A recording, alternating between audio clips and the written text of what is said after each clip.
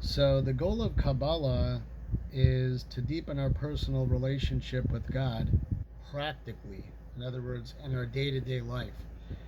A lot of times you'll have people market these courses and products, and like, you see me shaking my head, like, why? uh, it is what it is. There's a lot of misinformation out there. There are a lot of people that would just prefer to enrich themselves at your expense, frankly, just to be blunt. Sad but true. Um, and so they promise all sorts of things that people want. So, well, what do people want? Well, we know what people want, right? People want health. People want, success in relationships, financial success, health and fitness, right? Those are things we all want, right?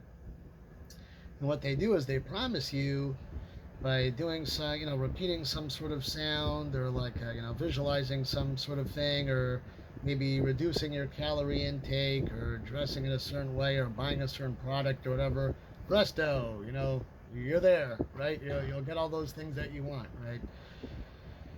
The reality is that Kabbalah, like literally just the word in Hebrew, Kabbalah, means received, and it refers to knowledge that we received, that God communicated about himself, like, for example, the fact that only he exists, to Moses, our teacher, whose authenticity as a prophet of God was established when God revealed himself to the entire nation of Israel, every man, woman, and child, same place, same time, and directly, not through a dream, not through an angel, not through a group of people or whatever, right? And of course allowed Moses to give the people the Ten Commandments and the whole, beg your pardon, whole kit and caboodle. And the knowledge that God conveys through his prophets, like through the written Torah, like the 5 books of Moses, the prophets like Jeremiah, Ezekiel, and so on, and the writings like the book of Psalms, Song of Songs, and so on. And as he elaborates on in his, in the oral tradition, what's called in Hebrew the Torah Sheba'al Peh, the Torah that was passed on by word of mouth. There's a whole thing there, but not to go down that rabbit hole, so to speak, right now. But the point is, that's kind of like the ideas of it. And then what people call the commandments, a lot of time people say, God says, do this, don't do that. Why is he trying to cramp my style? That's not really the goal at all, actually. He already has everything and every advantage that we could imagine, and even things we cannot imagine. And it's kind of like Rabbi Yisrael, the founder of the Hasidic movement, teaches us that the word for command, what people translated in English commandment, mitzvah, is related to tzavta. Tzavta means a connection, right? So think of these commandments as custom tailored classroom activities a teacher gives students to help them integrate the theory the teacher is teaching about some subject into the way that they relate to information, which is through hands-on activities. We are physical beings, right? We're a soul acting in a body. So we live in a physical world, we relate to physical things.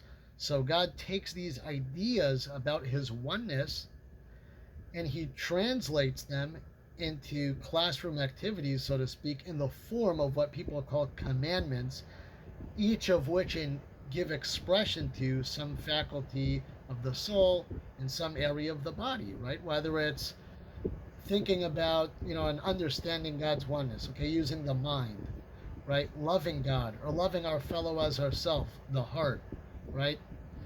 Whether it's giving charity, right? With our hand, with our money, right? So this is a holistic program designed to allow us to self-actualize in the sense of taking our deep inner divine potential and revealing it, literally.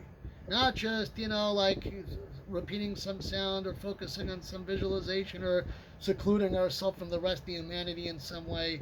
No, this is talking about actual day-to-day life that impacts everything. The way we budget our money, the way we eat our food, the way we act with others and towards others, and so on and so forth, and the way we engage with God.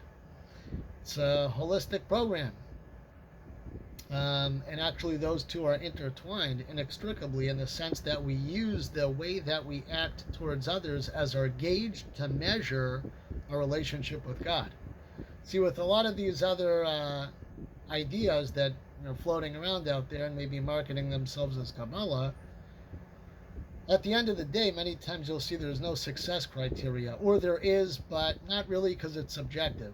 So they'll say, well, you will notice within yourself and, yada, yada, yada. The fact is, there's no way to measure it, right? So that itself is a big red flag. It's kind of like if you have a credit score, you have objective criteria to measure what your score is, right? If you're at work and you want a promotion, your boss tells you these are the marks you need to meet, right? And so on. In a similar fashion, it's explained in Kabbalah that by the quality of our relationship with our fellow, we can objectively measure the quality of our relationship with God. How effectively are we applying these theories and making the connection between the theory and our behavior? So I hope that helps clear up the air a little bit about kind of what the focus of Kabbalah is. It's deepening our personal relationship with God. That's measured by how we act towards our fellow. Yes, the measures are objective. Yes, it's a holistic program. Yes, it's not God personally is like, do this, don't do that, because, I want this, I want that. He's totally other oriented. He's focusing on helping us be the healthiest, the happiest, and the most successful we can be on every level. So hopefully we'll take advantage of the opportunities he's giving us with the tools that he's providing to us and having the best experience that we can.